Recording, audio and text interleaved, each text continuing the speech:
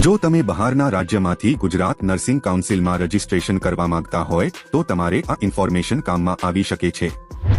Online application કર્યા બાદની process GNC office દ્વારા કરવામાં આવે છે, જેથી તમારે તમારી એપ્લિકેશનનું સ્ટેટસ ઓનલાઈન જ જોવાનું રહેશે। સૌપ્રથમ ગુજરાત નર્સિંગ કાઉન્સિલની વેબસાઇટ ઓપન કરો।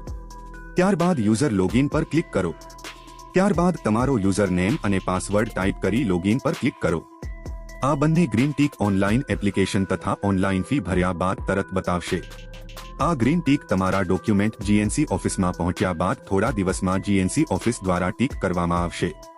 તમારા ડોક્યુમેન્ટ્સને આધારે જીએનસી ઓફિસ દ્વારા 4 જગ્યાએથી એનઓસી મંગાવવામાં આવશે અને જીએનસી ઓફિસમાં એનઓસી આવ્યા બાદ જ જીએનસી ઓફિસ દ્વારા એક પછી એક ટીક કરવામાં આવશે।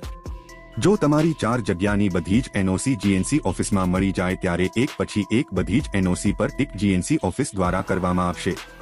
બધી જ એનઓસી ટીક થયા બાદ થોડા દિવસમાં જીએનસી ઓફિસ દ્વારા ફિઝિકલ વેરિફિકેશનની તારીખ આપવામાં આવશે અને તે તારીખે સમયસર જીએનસી ઓફિસમાં ઓરિજિનલ ડોક્યુમેન્ટ તથા કોલેજના સહી સિક્કાવાળા પાસપોર્ટ સાઇઝના ફોટોગ્રાફ લઈને આવવાનું રહેશે।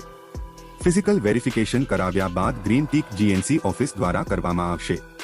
ત્યારબાદ રજિસ્ટ્રેશન ફી 5065 રૂપિયા ઓનલાઈન ભરવાના રહેશે। ઓનલાઈન રજિસ્ટ્રેશન ફી ભર્યા બાદ બંને ટીક જીએનસી ઓફિસ દ્વારા કરવામાં આવશે। ત્યારબાદ થોડા મહિનામાં જીએનસી ઓફિસ દ્વારા જીએનસી રજિસ્ટ્રેશન સર્ટિફિકેટ પોસ્ટ દ્વારા મોકલવામાં આવશે।